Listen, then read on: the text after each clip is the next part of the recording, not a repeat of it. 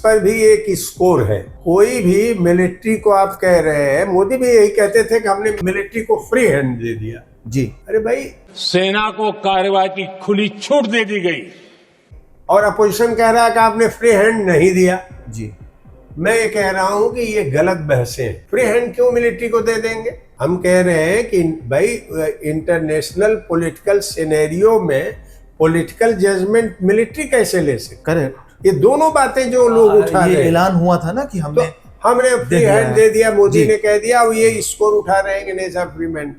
मैं ये कह रहा हूं कि युद्ध जो बना, युद्ध के बारे में जो ये सीज फायर हुआ, जिन भी कारणों से सीज फायर हुआ हो, वह हमारे नेशन के इंटरेस्ट में था। अगर हम और युद्ध में जाते तो हमारा नुकसान होता। करेक्ट। तो इसका मतलब ये हुआ कि आज की जियो पॉलिटिक्स में कंप्लीट ऑटोनोमी एक मिथ साबित हो रही है।